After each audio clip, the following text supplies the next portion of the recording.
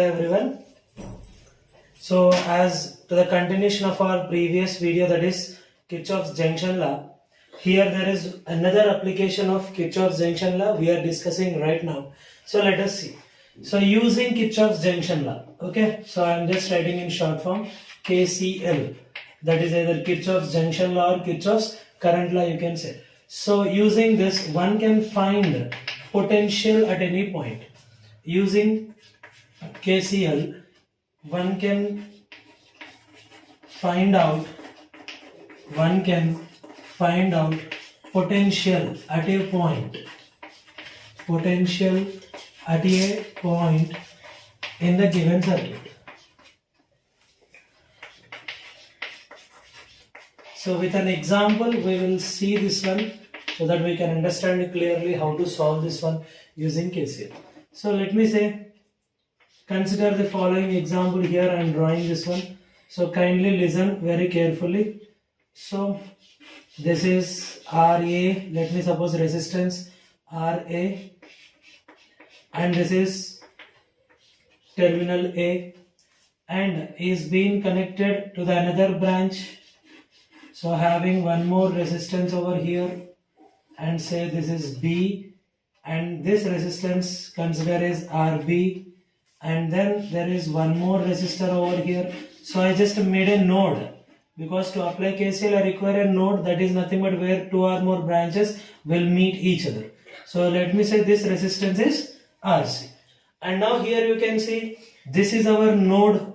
So taking the node as O, taking the node to be considered as a O. So therefore, just for our explanation only we are seeing this problem, right? So I would like to indicate the currents also over here. So given the current directions as, so I1 is passing through resistance RA in the branch AO, and I2 current is passing in the branch OB through resistance RB, and I3 is passing through the resistance RC in branch OC. So therefore, applying KCL at O, okay, so what we next need to do is applying KCL at O. So what we are going to get if we apply KCL at O, as we have learned, sum of the incoming currents is equals to sum of the outgoing currents, or you can say sum of the currents entering the junction is equal to sum of the currents leaving the junction. So from this diagram we can say that entering the junction currents are I1, and that is equals to leaving the junction currents are I2 plus I3. So in this process, consider, let me say the potential at point A be V suffix A, VA, and assume the potential at O be VO, and potential at B, let it be V suffix B, VB, and potential at point C, okay, let me consider it as VC.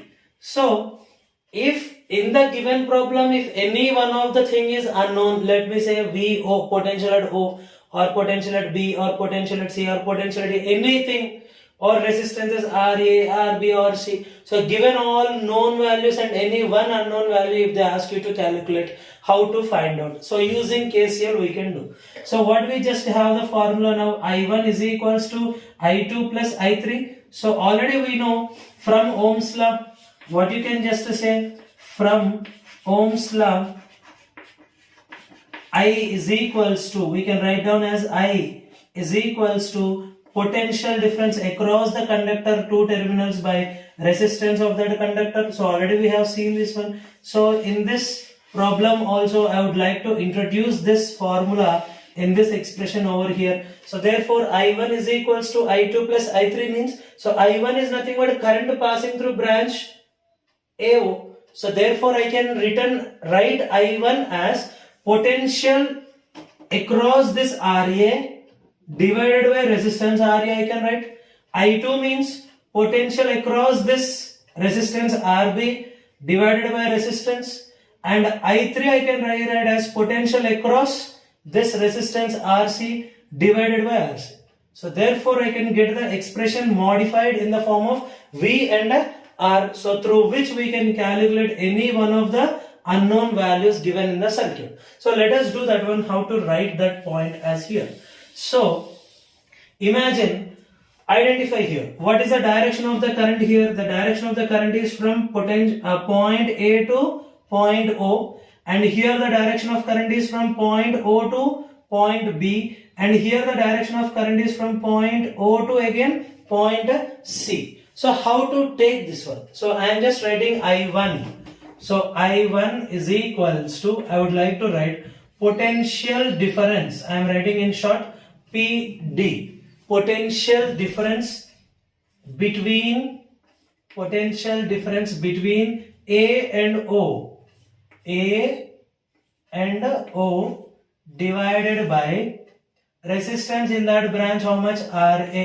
So if you want to write the potential difference between A and O, so how you can write the potential difference? Assume the current is moving from point A to point O. So either you follow two things. What are those two things?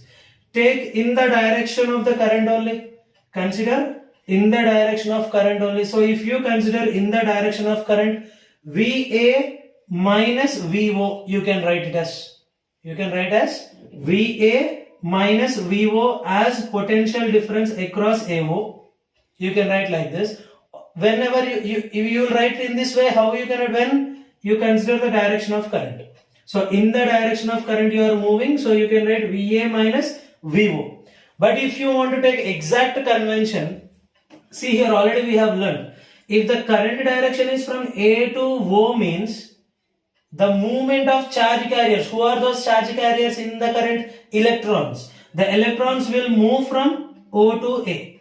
See here once again, the direction of current is from A to O, means the direction of electrons are from O to A. It means electrons are moving from O to A, so therefore you can consider VO minus VA, because O is the higher potential of negative charges and A is the lower potential of negative charges. So electrons are moving from O to A. So therefore you can write the potential difference across AO as VO minus VA. So any one convention you can write, but if you consider one convention for one branch, for the other two branches also you have to take the same convention. Understood? So based on that, I would like to take only one, the easiest way which you can follow, that is taking the direction of current as my convention. So the direction of current is from A to O. So therefore potential difference between A and O can be written as VA minus VO by resistance RA. So similarly using this formula I can rewrite, I can write I2, current I2 as the direction of current is from O to B. So here direction of current is from A to O. You have written VA minus VO. Now the direction of current is from O to B. So therefore you have to write this one as VO minus VB divided by resistance present in that branch. And similarly current I3.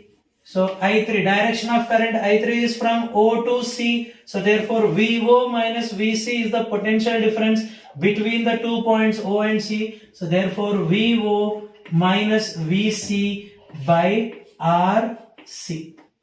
So like this I have got the expressions for I1 in terms of V and R, I2 in terms of V and R, and I3 also in terms of V and R. So therefore substituting in this expression we will get the expression as, so VA minus VO by RA is equals to VO minus VB by RB plus VO minus VC by RC.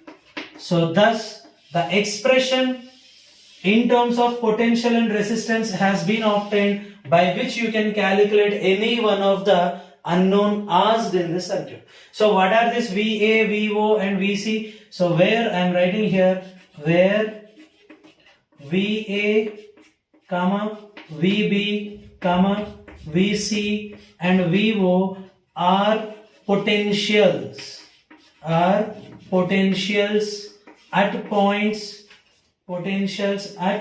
points